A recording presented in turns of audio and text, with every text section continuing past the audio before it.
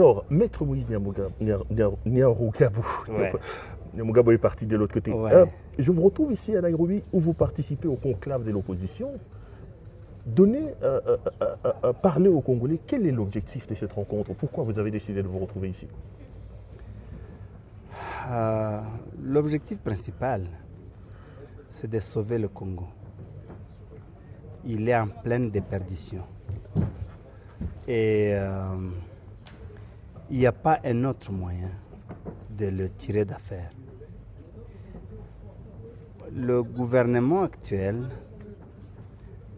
il est en plein, je ne sais pas comment je peux qualifier, mais c'est de la vraie dictature. Quand on parle de la dictature, les gens pensent qu'on exagère. Mais le fait que tout celui qui pense autrement que Tshisekedi doit quitter le pays, doit fuir le pays ou faire la prison, c'est devenu la pensée unique. C'est ça la religion du pouvoir actuel. La pensée unique. Penser autrement est un crime. Si on n'a plus le droit à la pensée, on n'a plus le droit à l'opinion, on n'a plus le droit à la parole, qu'est-ce qui nous reste? Et donc, on ne peut pas laisser ce gouvernement continuer. Parce que justement, on commence à condamner un à un, à assassiner, à exécuter, à arrêter. Quand vous dites qu'il ne doit pas continuer, c'est quand même un gouvernement constitutionnel qui travaille sur base d'une constitution. Constitutionnel?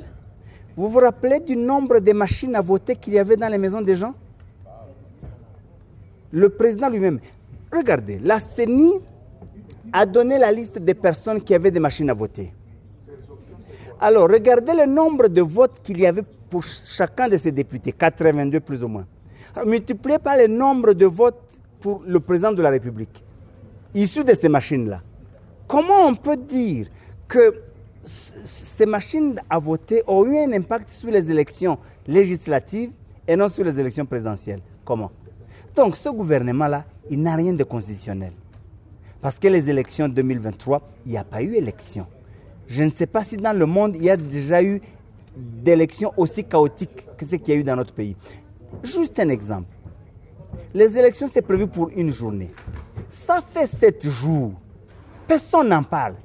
Pourquoi on trouve toujours des excuses sur toutes les bêtises?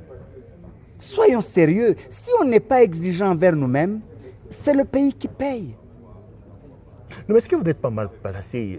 Excusez-moi de vous amener quand même dans ces débats, je ne peux pas m'empêcher. Vous êtes vous-même un Tutsi du Congo, dont on dit qu'ils sont traqués d'une certaine manière et qu'on dit qu'ils sont des valets utilisés par le Rwanda pour attaquer le Congo. Quand vous dites que ces pouvoirs n'est pas constitutionnel, alors que ces pouvoirs dit des opposants qui se retrouvent ici à Nairobi, que ce sont des opposants à la solde du Rwanda, donc vous complotez contre M. Tshisekedi pour arrêter le fonctionnement institutionnel et constitutionnel des institutions du pays. 3 petites choses à dire là-dessus.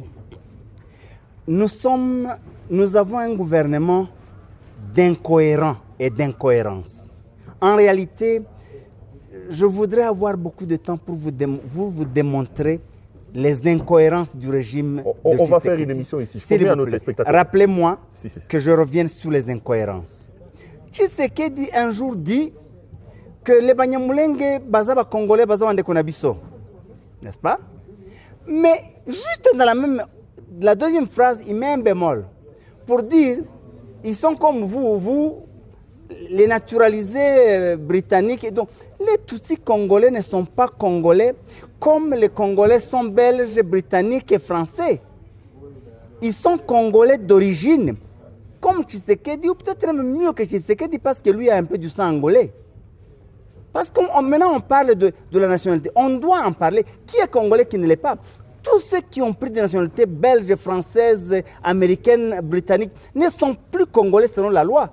Donc quand on parle de ça, on doit être sérieux. Mais comme la loi est faite pour les uns et pas pour tout le monde, c'est là le problème. Ça, c'est la première question. Dernièrement d'ailleurs, il est revenu sur ces déclarations. Il dit tous les mixages et les brassages, c'est pour injecter des étrangers. Et là, il parle de ce dont il avait parlé l'autre fois, il a déjà oublié. Comme c'est des incohérences, des contradictions, voilà le premier problème. Le deuxième, je suis Tutsi et je suis fier de l'être.